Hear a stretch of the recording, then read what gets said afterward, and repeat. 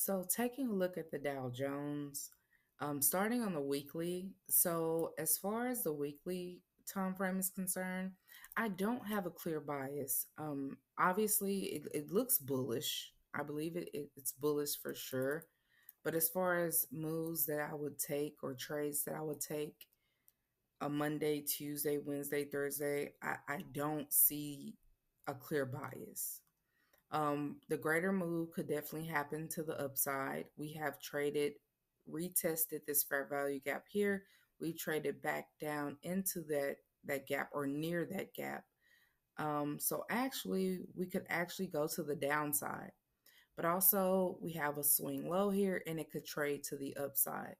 So whenever I'm indecisive on a higher time frame, such as the weekly or even the daily, because even with the daily, on this candlestick, I don't have a clear bias, unlike compared to this candlestick of September the 2nd, Tuesday. The this candlestick traded into this fair value gap. So my bias was that it would actually trade to the upside. That's a clear bias for me. With this candlestick, there's no clear bias. So whenever that happens, I will go down to the lower time frames to see what the probabilities are of what's happening. Whenever the higher time frames, such as the weekly or the daily or the monthly, are indecisive for me and my trading style, I'll go down to the lower time frames.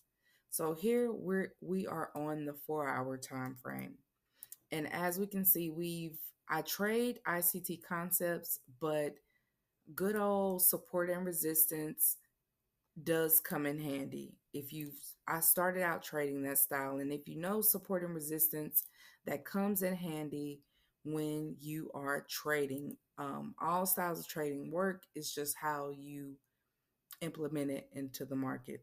So for me, just looking at simple support and resistance, we have resistance here, we have two taps, we have one, two tap here, and we could possibly even consider this being tapped in that range. So, with that being said, and also with a fair value gap here that we have, um, I would be looking for the market to trade to the sell side. And we're on the 4 hour now, but it's very possible that it could also trade through that because this price action here has also mitigated this price action here. And so then we have this long candlestick to the downside. But again, it's not clear. So what I'm going to do is go even lower, go to the lower time frames. So from what I'm seeing here, the market did have a fair value gap here on the hourly, and it has traded up into this fair value gap, right? And also some inversion fair value gaps that were created here, as you'll see when I go to the lower time frames. So whenever it's not clear, going to the 4 hour, the 1 hour, the 30 minute, as we can see, there was a fair value gap here. It traded into that fair value gap, and we have an inversion fair value gap here.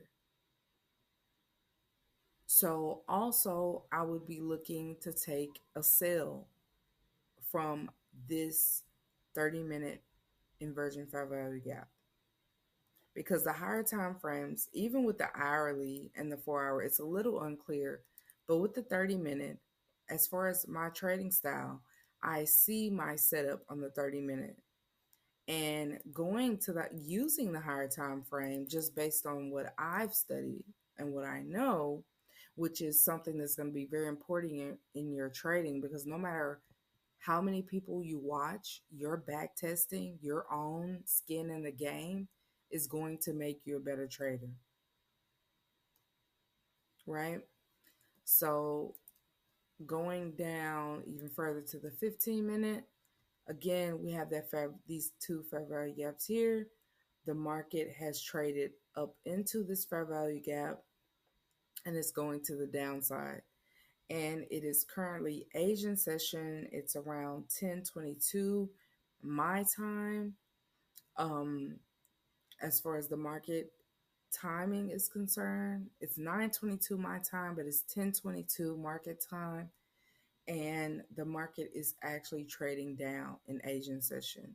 Asian session can be very great entries. But what I will be looking for is something around London. I would love to see what London does, to see if London's going to take out this high here, respect this respect this move here off of that resistance there, which we've seen on the higher time frame, to trade to the downside.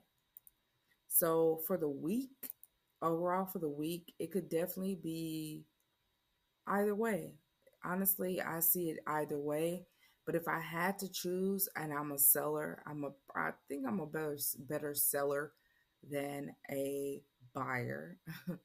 But honestly, I see the market just pretty much trading to the downside just because of this move. We got this impulsive move down here on the 4 hour that we have. But we shall see. I'm excited to see what's going to happen because honestly, when it comes to the daily and the weekly, it could go either way, honestly. Um, from what I'm seeing.